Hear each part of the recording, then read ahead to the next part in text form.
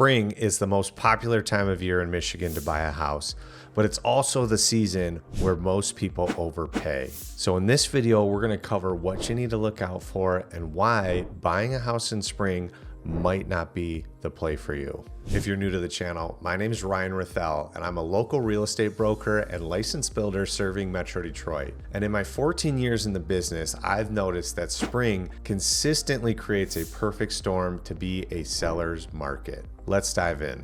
Without getting too nerdy in economics, sellers markets and buyers markets are simply different supply and demand curves. If we have high supply and low demand, it's going to be a buyer's market. If there is low supply but high demand, then it's going to be a seller's market. And every spring we fall into this circumstance where we're in a seller's market because inventory is low and buyers are high. So let's explain what causes that. Throughout the year, you're going to have, relatively speaking, a consistent amount of people that need to buy or sell. Need to buy or sell are those people that are going through a divorce, that are selling a family member, a deceased family member's estate, they're being relocated for work and are forced to make a transition. These are all people that need to sell. The thing that changes throughout the year more than anything else are the people that want to buy or sell. These are people that are just looking for more space. They want to be closer to family. They're looking for a new school district, things of that nature. There's nothing really forcing them to enter the real estate market. It's just an active choice on their part. And a large percentage of those people are going to choose the spring as the time of year that they buy or sell. And that is largely to do with our seasons here in Michigan and how the weather affects people. But it also has a lot to do with convenience and timing. And when you look at the calendar, it's very predictable and helps explain why so many people choose to pick the spring as their time of year. So if I consider the spring as, call it, say, March, April, May timeframe, I'm going to backtrack a little bit to even a little bit before the new year. And as we approach Halloween is when people start to kind of shift their focus for the year, right? The weather's cooling off, which is a big part of it. But we also, as a country, shift our focus into Thanksgiving and the holidays. People are shopping for presents. They have end of the year parties that they're going to. They're ultimately distracted from the home buying or selling process. After we get through the holidays, however, we're right into January and February, where especially in years like this year, you're going to have record low temperatures. You're going to have a bunch of snow. It's not really a convenient time to leave the house at all, let alone to go and see a house or show a house. And so that brings us to March, where the weather starts to finally break. And so people then who have been thinking about making a move for, say, even the last 4 months are now all jumping into the pool at the same time. So we have a third of the year that sat on the sidelines and now are all jumping in together is going to create more demand than any other time of the year.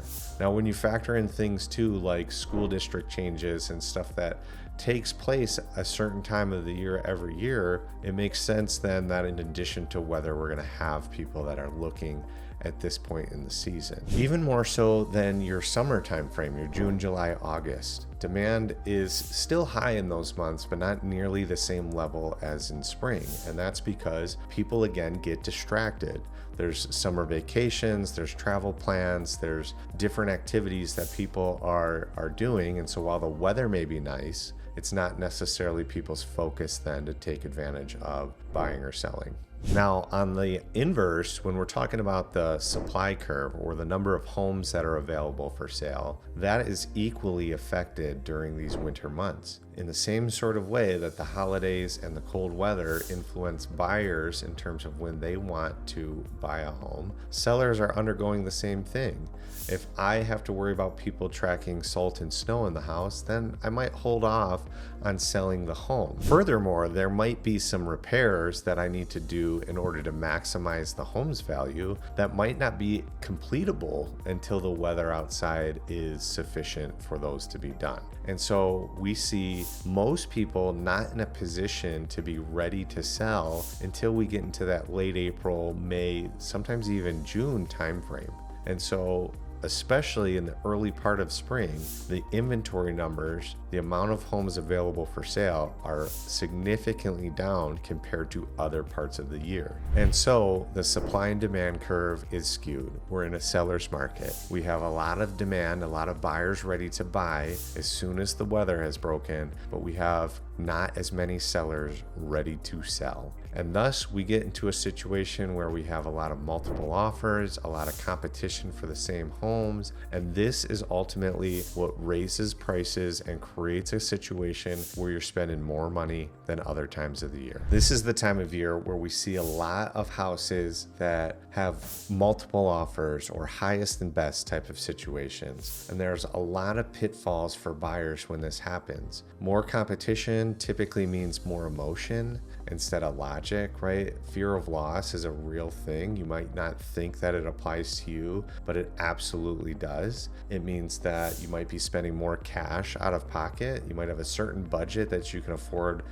to finance, but in these situations, a lot of times cash is king. And so you might have more of an initial outlay than you were expecting to. You're going to have fewer contingencies available because part of what's going to make your offer stand out is going to be crazy things like, waiving inspection or appraisal. You're a lot of times going to be in a situation where you're not able to occupy the house as soon as you'd like to because there's so much demand. Sellers usually can dictate that they stay in the home 30, 60 days post-closing. And so all of these things kind of combine to be a bad case scenario if you're looking to buy a house. And so you need to be aware of that going in. So let's talk about what we can do to successfully navigate the spring buying season. Okay. And first and foremost, number one option would be to avoid it altogether. Now, I'm not telling you to not buy a house. I mean, buying a house is obviously a great investment.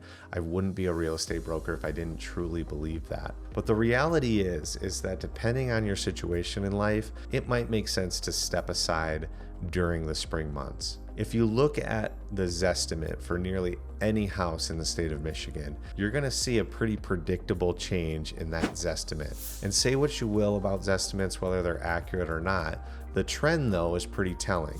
And you have to factor in the fact that things are going to be slightly delayed because a house may go under contract in March, but it's not going to close until April. And so we're realistically going to see the value increase, March, April, May, June, even into July in a lot of cases. And then in most cases, you're going to see a little bit of a dip in that Zestimate value. And that's because the market plays out just like we described earlier in this video. Early in the spring, there's a lot of demand. It's going to push those values up. But then if you can wait until, call it 4th of July timeframe, we typically see a cool down. And better yet, if you're looking to get a really good value, buy in the off season, buy during the holidays, buy in January, buy in February. These are times of year where you can, in a lot of cases, get a house under contract, maybe even have the seller pay for some of your closing costs. Whereas if we're buying in the spring, you're certainly paying your own closing costs, and you might even be picking up some of the sellers, right? In different ways and fashions. And so if you can just get away from the herd, then you're going to be able to be in a position to really set your own destiny, name your own price, and be in a good position. And sometimes that may even mean maybe I lease a little bit longer, or maybe I buy earlier in my lease. Like maybe I still have 6 months in my lease, but I buy in February instead of waiting till April. Because you're going to save enough on the house that it makes sense to have a mortgage payment and a few months of that rental payment together. So number one way to get through the spring market would be to avoid it if you can. The second best way to navigate the spring market is to ensure that you have very strict guidelines in terms of what your comfort zone is, what your budget is, what your max out of pocket is, and have somebody that's going to hold you accountable to that. Too many times I see people get the emotions, get the best of them, and they make decisions about the house that ultimately long-term benefit. It might be your dream house, right? If it's a rare scenario, then by all means, I'm okay with you spending your life savings if it's truly what you're looking for. But the reality is that 90+% of homes are not so unique that they can't be duplicated at another time of the season. And so it's important that you make sure that you know exactly how much you're willing to spend, exactly how much cash out of pocket that you're willing to use, and what contingencies you're willing to live with and live without.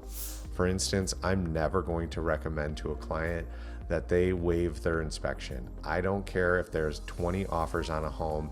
You need to make sure that there are no hidden defects with the house that are going to cost you thousands after you occupy. Okay. Now, if we're going to talk about appraisal, or if we're talking about occupancy, things like that, then I'm totally willing to have a little bit of wiggle room there within reason.